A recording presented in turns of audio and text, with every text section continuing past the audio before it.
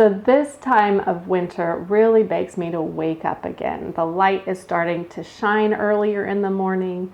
I know that spring is coming, there are things to be done, but we're not there yet. So today, the first thing I am going to do is make some brownies because it is still that cozy time of year and I want to share a brownie recipe with you.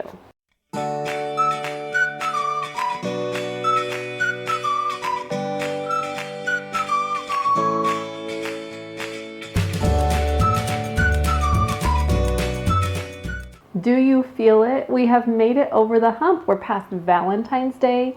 There's only 1 month until spring left. And so this is a big part of my winter, is knowing that I have gotten this far and that I only have so much time left until spring. So I have been trying to make about 80% of my baked goods with whole grain, freshly ground einkorn flour. It's not only more nutritious, but it is also way cheaper than purchasing the flour bags. One of the things that we often don't think about is how well whole grains and chocolate go together.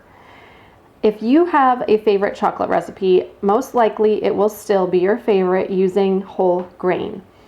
Today I want to share a whole wheat einkorn brownie recipe that I use a sourdough starter. You could use a discard sourdough starter with this one. Brownies are a wonderful treat to finish off winter with, and they are also so easy, so simple. You don't have to do this, but I find that if I melt the butter or coconut oil, whichever you're using, in the oven when the oven is just warming up, that it takes away another step. Now, I would also recommend that you cut it in smaller pieces so it melts faster, unlike I did in the video here. And on top of this, you've also just greased your pan. So check off another one of your to-dos for getting these brownies in the oven. Make sure that when you are adding your hot butter, you let it cool a little bit and then you add it slowly so as to kind of temper the eggs that you're adding it to. You don't want to coddle any eggs with super hot butter. Like many recipes, you'll start with your wet ingredients and the sugar. So I'm going to add the sugar, the cocoa, the sourdough starter, what else is there? The eggs and the butter. I'll put this recipe down in the information box below, and so you can go to the website, you can print this off, and then you can follow along with the video if you want the visual for it too. Then I add the flour, salt, baking powder, and baking soda on top of that, and I just mix until it is all combined and comes together. You don't want to overmix this because you don't want to set off your baking powder too soon, because once that starts getting active, you don't really have the activity for the oven. So just combine it and then let it go. Don't touch it anymore.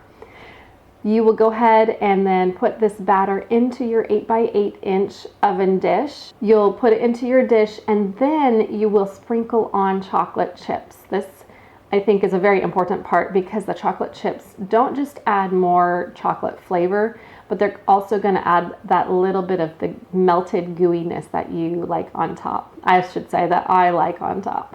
So while this bakes, let's look at the state of our winter right now.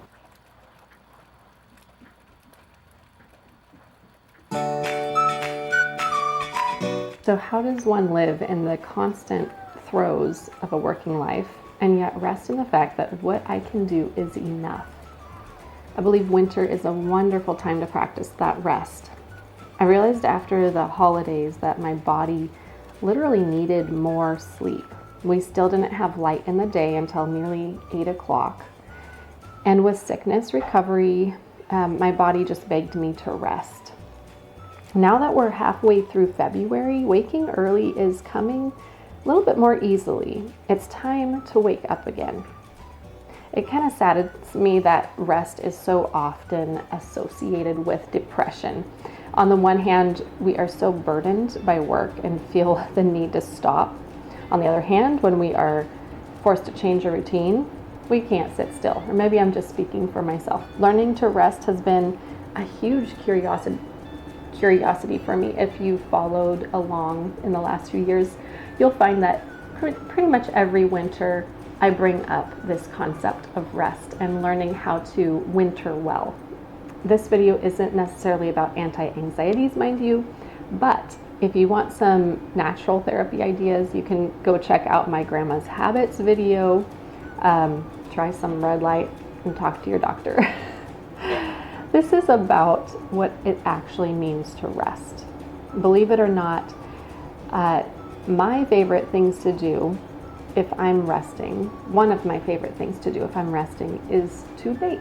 Now, one of the words that you hear very often in the faith world when you talk about rest is the word Sabbath. There's something deeper to this word than just trying to take a break. I found that it is looking back at what you have accomplished, but then praising the Creator for those accomplishments. In Psalm 23, it says, "The Lord is my shepherd, I shall not want." And basically that means that if He's taking care of me, I don't need to strive, right? It's trusting that what I've created is covered by the Creator of all. It is enough because He is enough for me. It's my state of mind, whether I'm up in the night with a baby, dealing with hard family issues, sick, or just unprepared. Days do not go how we necessarily want them, those days that we plan to rest. But it is very much a state of our hearts and minds, right? Have you ever noticed how easy it is to just kind of be like, oh, I'm kind of working, but then I kind of rest, and they just kind of get smothered together. Well, having one day to set apart work from rest has really helped me work harder, but then learn to rest harder. Now that I have decided to set one day aside to rest on, it has actually made it a bigger deal. It's more of a celebration. It's one thing to decide to take a day off. It's quite another to actually be prepared for it. For me, this has meant Fridays or Saturdays.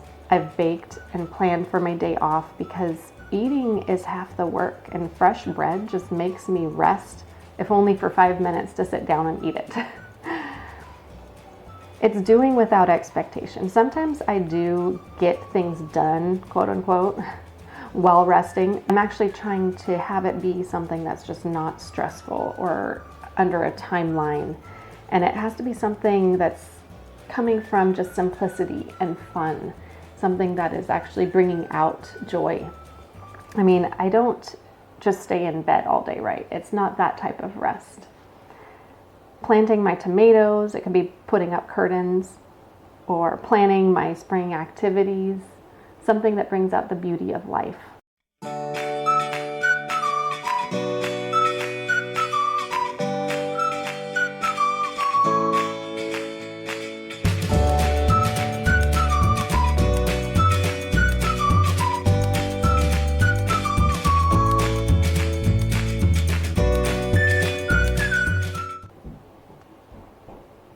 Then again, maybe just going about my day, knowing and trusting that He has got me in those really hard times is enough to help me rest a little bit. Enjoying brownies is a pretty good day of rest too. So let's go back and look at those.